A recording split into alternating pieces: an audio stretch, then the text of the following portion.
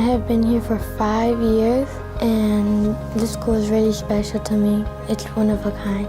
I come here to school to learn, and it's safe, and I love it here, and it's a beautiful place to learn. My teachers are very nice. They're helpful when you need help with work and stuff. I think my teachers are really nice, and this school is really helping me learn a lot. I love to read, and I want to become an author when I grow up, so this will kind of help me.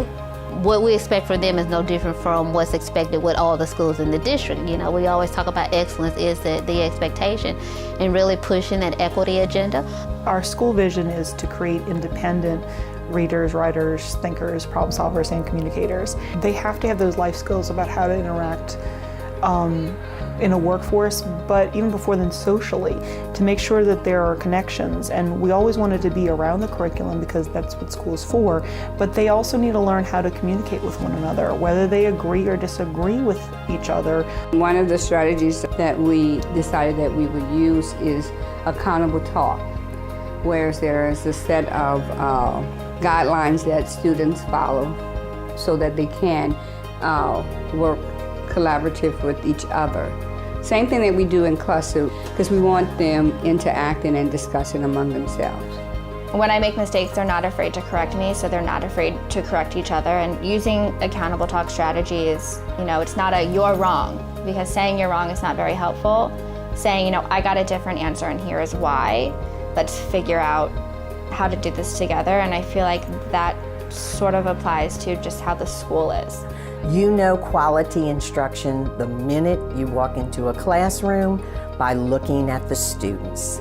Knowing that, the teacher, the way that the teacher is facilitating the lesson, but talking to the students when I go in, asking them to explain to me what they're doing, the excitement of them, the engagement. I had an opportunity on occasions to work with teachers. Okay, how can I implement this? Team teach, and to show, and the way we do that process as a team, being kids, we want you to do the same thing. And it's all about providing them with a model, something that they can see, that exemplary, that is like, okay, and so let's see if you can mirror this, because that's going to help you learn it.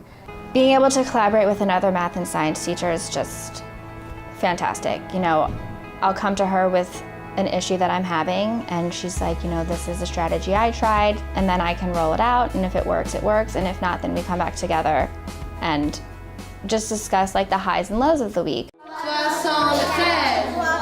74, 75. The French immersion program is a wonderful opportunity that any parent who decides to make the commitment to have their child learn French will have the benefit of bilingual and biliteracy by the time they leave us, and what a wonderful opportunity. We're not a high-performing school, but from last year to this year we did grow, and I think that's super important to, sit people down and show them like, how did we get from the 40 to the 44?